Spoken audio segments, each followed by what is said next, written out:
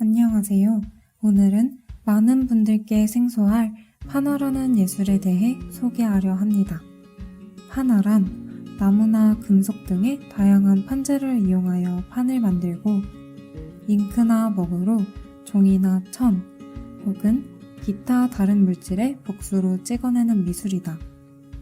또한 판화로 제작된 작품을 말한다. 판화의 가장 큰 특징은 복수성입니다. 복제가 아닌 복수의 예술이죠. 회화처럼 단 하나의 작품이 있는 것이 아니라 여러 장의 원본이 존재합니다. 복제와 같은 경우에는 원본이 한 장 있고 복사본이 여러 장 있습니다. 사진이 발명되기 전까지만 해도 판화는 인쇄술의 발달에 따라 사진의 기능을 하며 발전해왔지만 사진이 실제의 사물들을 똑같이 재현함에 따라 단순한 이미지 복제가 아닌 예술의 영역으로 넓혀집니다. 판화가 순수 예술에 가까워지면서 판화 작품들은 에디션을 정해 서명과 일련번호를 매기는 것으로 인쇄물을 넘어선 작품으로 인정받을 수 있게 되었습니다. 판화가 원본 판화로서 인정받기 위해서는 몇 가지 규정에 부합해야 하는데 바로 작가가 판을 직접 재판해야 한다. 작가의 서명과 일련번호가 한정 부수의 작품상에 명기되어야 한다 입니다. 일련번호는 주로 연필로 새기는데 이는 자외선을 오래 견디며 위조하기 힘들기 때문입니다.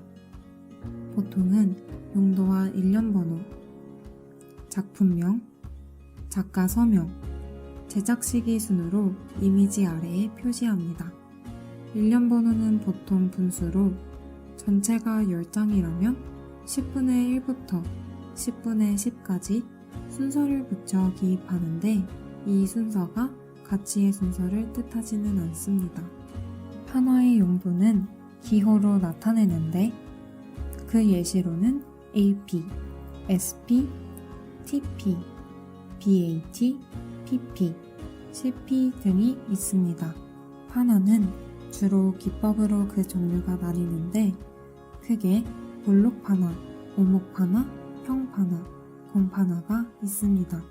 대표적인 목판화 작가로는 일본 전통 목판화인 우키요의 작가 가츠시카 호쿠사이와 전쟁의 참상을 그려낸 케테 콜비츠가 있습니다. 오목판화는 주로 동판으로 알브레이트 뒤러는 동판 작업에 천재적이었으며 렘브란트는 유화로 유명하지만 판화 작가이기도 했습니다. 19세기 석판화는 포스터의 용도로 많이 제작되었는데 이에 대표적인 작가로는 툴루즈 로트렉과 알폰스 무하가 있습니다. 실크스크린은 주로 팝아트에서 많이 사용된 기법으로 앤디 워홀과 로이 리히텐슈타인이 효과적으로 썼던 기법이죠. 볼록 판화는 판재를 파내어 볼록 튀어나와 있는 부분을 찍는 방식으로 대표적으로 목판화와 고무판화가 있습니다. 학교 미술 시간에 나무 껍질이나 맨홀, 벽돌에 대고 연필로 색칠해 본 적이 있으신가요? 표면의 요철이 그대로 화면에 옮겨지는 프로타주도 크게 보면 볼록 판화에 포함됩니다. 대표적인 볼록 판화인 목판화는 어떤 판재를 사용하느냐에 따라 널목 판화와 눈목 판화로 나뉩니다. 널목 판화는 나무의 결 방향대로 자른 나무를 사용하고 눈목 판화는 나무의 결과 수직인 방향으로 자른 나무를 사용합니다. 눈목판을 사용할 때 훨씬 세밀한 작업을 할 수 있습니다. 또 수성과 유성 목판으로도 나뉩니다. 주로 수성 목판을 찍을 때는 바렛, 유성 목판을 찍을 때는 프레스를 사용합니다. 이후에 설명할 매칭이라는 동판 기법도 보통은 오목판화로 찍는 기법이지만 볼록판화로도 찍을 수 있습니다. 종이를 사용하는 지판화는 볼록판화로도 오목판화로도 찍을 수 있습니다. 종이나 나뭇잎 등 여러 가지 재료를 하드보드지와 같은 두꺼운 종이에 붙여 콜라주를 한 뒤 어떤 방식으로 찍느냐에 따라 정해지는 거죠. 오목판화는 판에 홈을 파는 뒤 잉크를 묻히고 판 윗부분에 묻은 잉크를 닦아내어 홈에 남아있던 잉크를 찍어내는 방식입니다. 가장 대표적인 오목판화는 동판화로 아연판이나 아크릴판을 이용하기도 합니다. 판에 직접적으로 상처를 내느냐 아니면 화학적으로 부식을 시키느냐에 따라 또 그 기법들이 나뉘는데요. 크게 드라이 포인트, 메조 틴트, 에칭과 아쿠아 틴트가 있습니다. 드라이 포인트는 직접 뾰족한 니들로 판에 상처를 내는 기법입니다. 오목판화는 요철에 잉크가 들어가고 그 부분이 찍히기 때문에 요철이 많을수록 검어지는데, 메조 틴트는 요커라는 특정한 도구로 수많은 요철을 만들어 검은 화면을 만들고 이 요철들을 스크래퍼와 버니셔라는 도구로 깎아내면서 하얗고 밝은 부분들을 그려나가는 기법입니다. 에칭과 아쿠아 틴트는 모두 부식액에서 판을 부식시키는 과정이 있어 간접법에 속하는데, 에칭은 물과 기름의 반발작용을 이용합니다.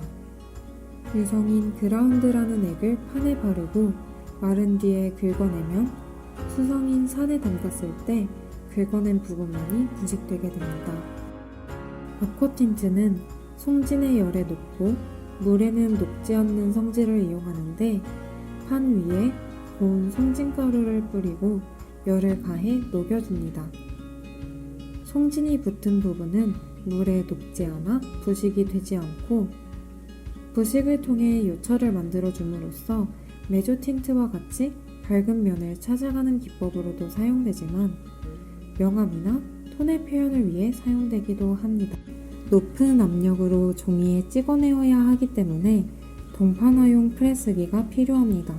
또한 위험한 재료들이 많기 때문에 집에서 작업하기는 매우 힘든 판종 중 하나입니다. 제가 판학과에서 판화에 대해 배우면서 가장 어려웠던 것은 바로 평판화였습니다. 그것도 평판화에서 가장 대표적인 석판화였죠. 석판은 원래 석회석을 이용하여 반영구적으로 다듬어가면서 사용하는데, 너무 무겁고 비싸 요즘은 알루미늄 마판을 사용하고 있습니다. 이 금속판에는 표면을 연마해서 생긴 아주 미세한 돌기들이 나 있는데, 이는 평면에서 물과 기름층을 효과적으로 분리해 그 화학적 차이에 의해 판을 찍을 수 있게 합니다. 다시 말하자면 석판화는 물과 기름의 반발작용을 이용해서 화학적으로 부식을 함으로써 평면임에도 불구하고 이미지를 찍어낼 수 있는 것이죠. 석판화를 더 효과적으로 잘 찍어내려면 석판화용 프레스를 사용해야 합니다. 여러 가지의 재료를 이용해 풍부하고 회화적인 표현을 할 수 있을 뿐만 아니라 감광판을 이용한 사진 석판화도 있어 다양한 표현을 할 수 있는 판화입니다. 또 다른 평판화로는 모노타입이 있는데, 모노타입은 재판하지 않은 판재 위에 유수성의 잉크로 그림을 그리고 그대로 찍어내는 기법입니다. 판화의 특징과는 다르게 단 한 장만을 찍어낼 수 있죠. 공판화는 판에 구멍을 뚫고 물감이나 잉크를 밀어넣어 종이에 찍어내는 판화입니다. 아마 스텐실로 접해보신 분들이 많을 거예요. 종이나 UHP 필름지에 이미지대로 구멍을 뚫은 뒤 찍을 종이에 대고 스펀지 등으로 톡톡 두들기거나 스프레이로 뿌려 찍어내는 기법이죠. 쉽게 말하면 어릴 때에 가지고 놀던 불어펜도 스텐실 기법을 사용하는 거예요. 대표적인 공판화인 실크 스크린은 이와 전체적으로 비슷하면서도 다릅니다. 실크 스크린은 그리고 싶은 그림을 필름지에 그리고 팽팽하게 천을 틀에 짜서 감광액을 바른 뒤 빛을 쐬어 필름을 짜둔 틀에 감광해줍니다. 빛에 쬐어진 부분만 감광액이 정착해 남은 부분은 물에 씻겨나가고 그 남은 부분의 얇은 천에만 잉크가 통과되어 찍히는 원리입니다. 판화는 이처럼 여러 가지 기법으로 나뉘고 그만큼 다양하고 풍부한 표현을 할 수 있는 예술입니다. 혹시나 잘 모르시겠더라도 걱정 마시고 앞으로 저희 영상을 꾸준히 찾아주세요. 다양한 판화 기법을 소개하고 그때마다 더 자세한 설명을 보여드릴게요.